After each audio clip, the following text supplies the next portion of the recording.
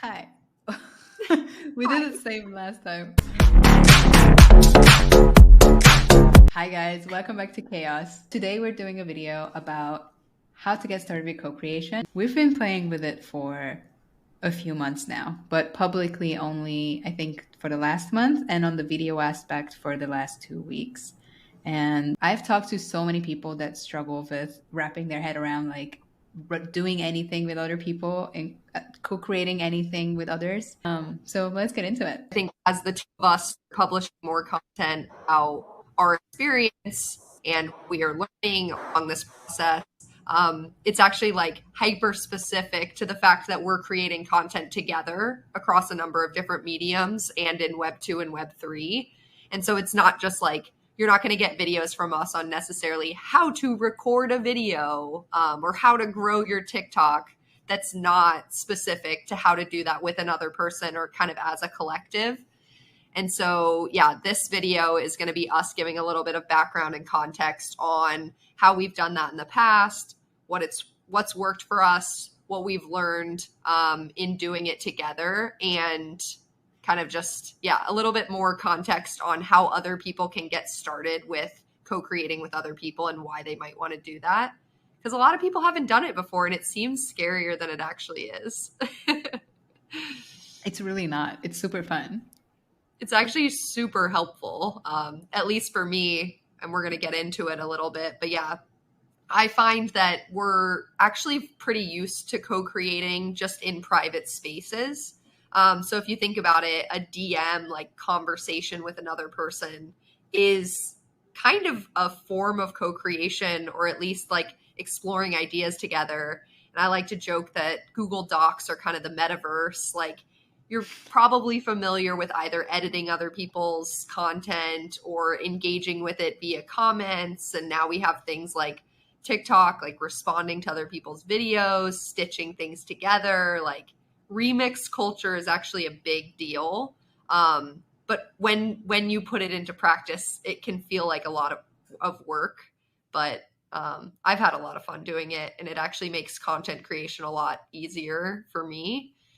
And I know, Reika, you actually have a lot of experience with creating with a lot of different people. I've tried dabbling. I feel like for me it was also a long process to get to this level of being able to trust someone this much to rely on them partially for co-creation, for putting out my content and representing me in cyberspace or in the internet forever. So yeah, I also started with co-writing, co-editing, written content, and then eventually video is more hard, like it's way harder to create, especially remotely, but that's like next level. So I would recommend the written. But yeah, so what co-creation actually helps with, at least for me personally, it gives a lot of confidence and courage to post more and not to delay and postpone and procrastinate the heck out of it. It helps you get through your writer's blocks so much because the other person probably doesn't struggle with the same point that you do. Like if you know what the piece is going to be about or what the video is going to be about, and you're written or planned out like 50% of it, and you're like, damn, I don't know how to move forward, there's another person that can jump in, and even if they like write 2 sentences, maybe that like kicks you in the right direction and you can start creating again. And it's also good for accountability because if you're co-creating, the other person is also waiting for that piece to be out in the internet and build their reputation as well and their content and their presence. So in a lot of senses it helps you actually post things, because I feel like writers and creators biggest first thing is that they don't actually post. They write, they start writing, Yeah. um, they have a lot of, what are these called, drafts. You have so many Oh, drafts that you just yes. don't put out, and if there's someone else waiting for you on that piece, it helps a lot. Mm-hmm. Not to mention that there's two brains or more brains on the same idea, so the like quality of the content increases so much. And um, yeah. At least for me too, I think in the Web3 space, we tend to take on really, really complex, large topics that can just kind of expand forever into everything. and having another person to not only add to what you're doing, but also take away, right? Like, nope, that's Yeah. out of scope. No, we're not talking about that in this. Because at least for me, sometimes when I'm writing by myself, it feels like I have to prove that I know a lot more stuff versus just actually answering the topic at hand that I've discussed with another person, which really helps because sometimes, yeah, writing can get unruly in particular. And it feels like you're writing a book instead of an article sometimes. Yeah. And like you and I, yeah, the first thing we ever wrote together was meant to be one article that turned into three that now turned into an experiment. And I actually use the phrase excuse a lot because I actually use co-creation as an excuse to hang out with other people that I really enjoy talking to because it doesn't feel like you're writing.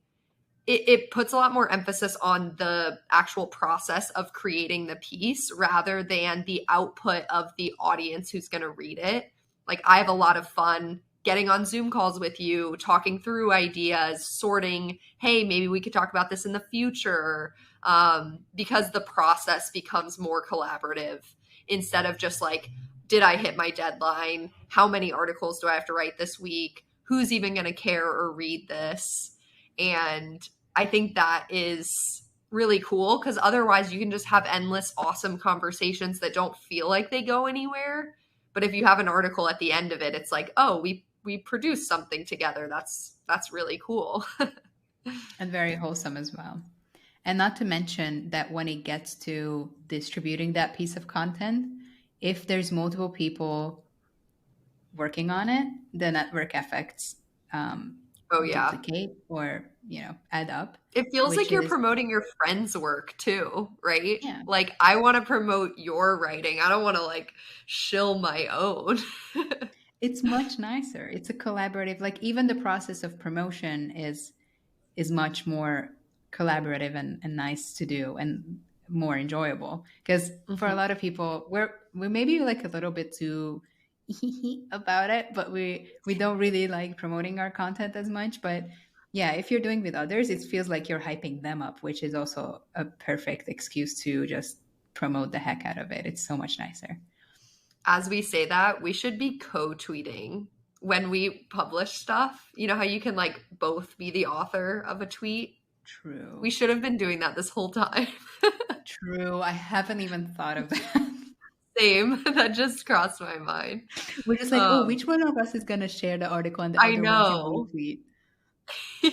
So noob of We're so us. silly. Whoops.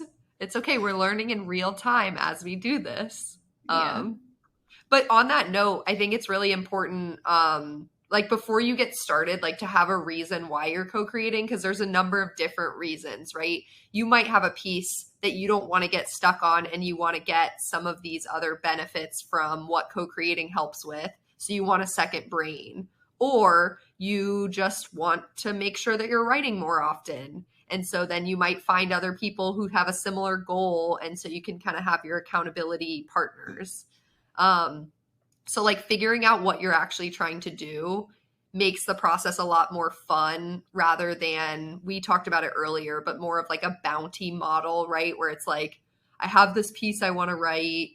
I've already kind of spec'd it out and I know what I want to say. Who wants to help me is very different than like, you're my friend.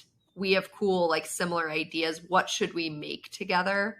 Because the scope of what you can co-create with another person is just very, very wide, and that can take a lot of work and effort. absolutely. And I so much more. I've been through the this is what I want to write. Please help me. Like, or like just like Mhm. edit my article or edit my piece of content. That also works. But that's a different type of collaboration than Right.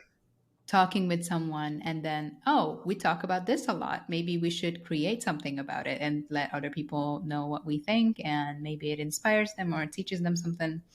So that's a different approach for sure, which has to be in it.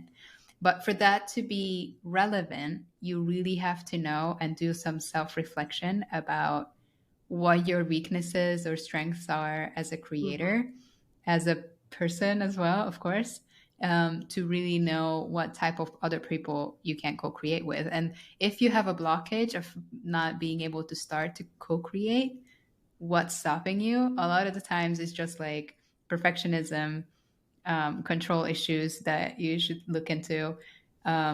But yeah, so like, We all need therapy. It's okay. yeah, it's fine. We're also going to therapy and I'm journaling every morning to like Of recognize course. our weaknesses. And also, the self reflection is very useful to recognize your own level. So, Mhm. are you a person who's like still not very confident of your own writing, or you're very confident of your own writing and you don't really want other people to dabble with it, but you do want to increase, you know, do want to reach your goals of more quality or more quantity of content? So, to recognize which stage you're in, if you can let other people only edit, or you can let other people actually like full blown have like a writer buddy that you like always create with, or have like a full on partnership of someone that you're just co-creating a lot of content with and fully trust. For that to be able to develop, you really need to know yourself. Yeah. And a lot of that is trial and error, like even on your own kind of creation journey. But because the internet and like all the tools that we have access to, it's really important not to be like what you think needs to be done. Like you actually need to know what you need to do the work, right? Setting those expectations up front is going to also help because this can deepen relationships. It can also strain other relationships if you don't, if you're not just like a little bit more intentional about what you're trying to get out of it or how to communicate effectively, especially as you're learning those things about yourself. And so I think, especially as you gain confidence in your own creation, in your own self reflection journey, being able to communicate that to someone else is really important. And even being able to communicate that you don't know what those things are. It's just there's a lot of different kind of like partners that you can have in this process that play different roles. And the better you know yourself, the better you can find that match for the specific thing you're doing. So for finding that match, I think finding your buddy, if you have discovered that you'd like to, this is your first ever time trying to co-create anything with anyone. And I'm going to use writing as an example. It could be video, it could be images, it could be anything. It could be just Twitter threads, whatever. Um, what really worked for me in the initial days is when you're interacting with people, because obviously you are on the internet, and you find people that you really like their content already, or you know them as people because you were in a video call somehow, or you just kind of admire them for something, and DM them, not necessarily about this, but just start talking to them. Mhm. Because this is gonna be a relationship. It might Yeah. be like a looser work like relationship, but it could be like fully like a friendship. But it all starts with getting to know each other a little bit. And if you're very interested in how the DMs are going, you can also ask them to look over one of your pieces. They will most likely do it. It takes very little time, and especially like if you have a little bit of a relationship established, they will most likely do it. Um, if you liked their feedback and comments, then comes the next level of proposing co-writing an article. It could be a one-time thing at first. You can try it, see if it's good or not. Um, Try that.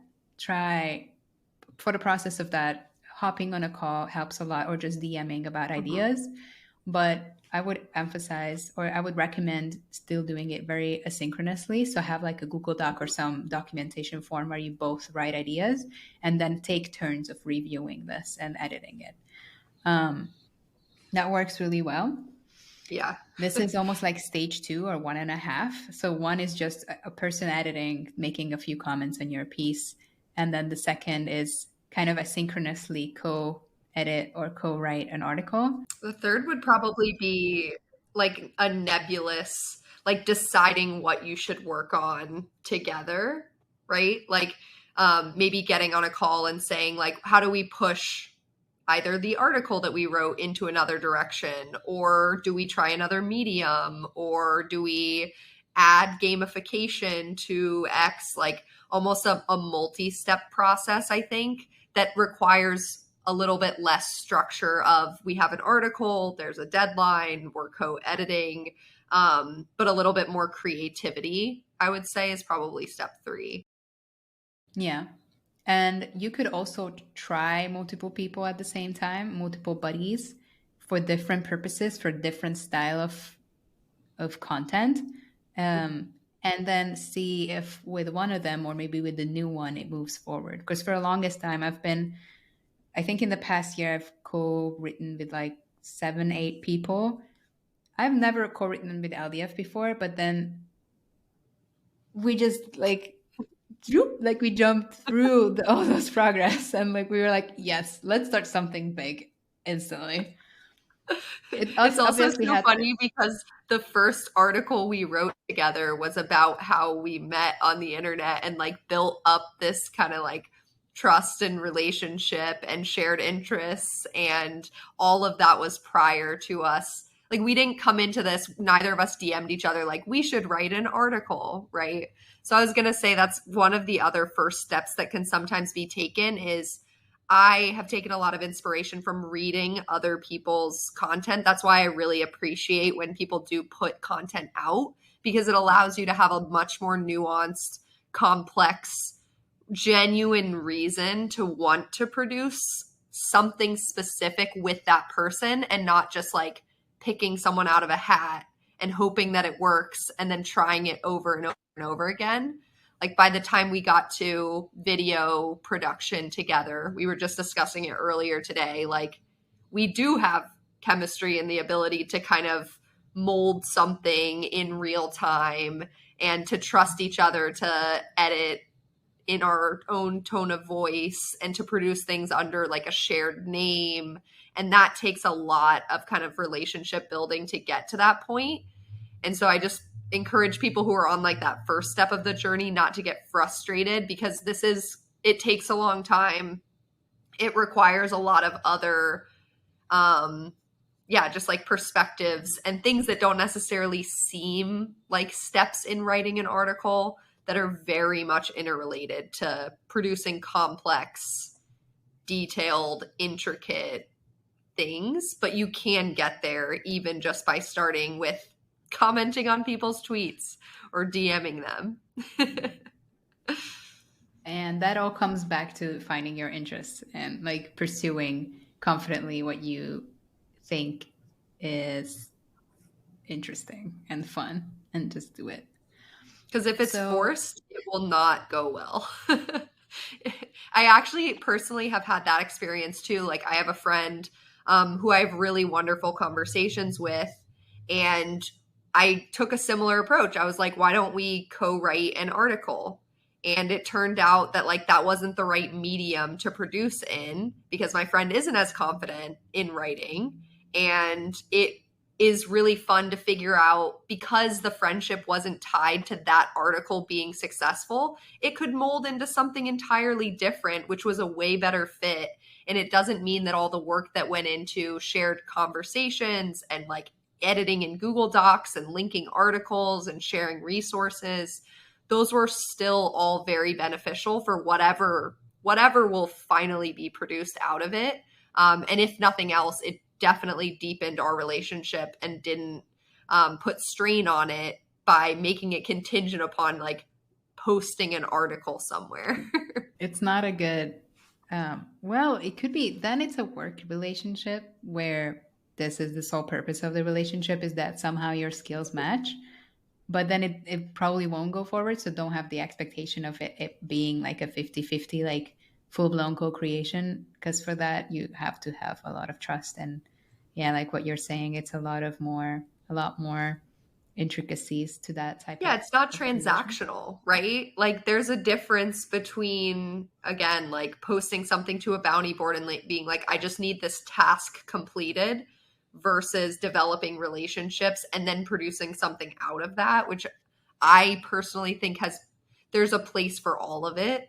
But if you can get to that place of producing things with people that you genuinely have built connections with, it's really, really cool.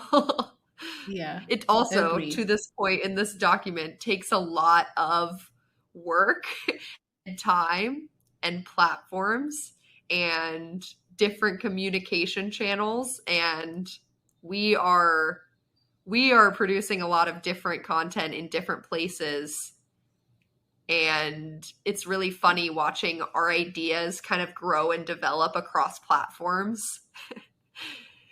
I It's crazy. I kind of wanted to then, with all the platforms and everything, get into our stack right now, Mhm. which we have. This is like not the prettiest way to stats. I know that it's kind of like gamery, but this is probably not the best way to track it. But we started tracking how much time we spend on each platform. So this is probably a pretty good. Ooh, wait, where's the whimsical thing? Where did you? We put By it the way, into I'm the. laughing at the fact that Telegram says 50 minutes and the week before it says 5 hours. 50 minutes is not real. We haven't talked that much this week, but probably more than that for sure. Definitely more than 50 minutes. So this is our stack right now. Ooh. This is Um, kind of our stack, but this is almost like the front facing stack, whereas like the stuff underneath true. this where it gets done. Ooh, we should True. make a diagram of that.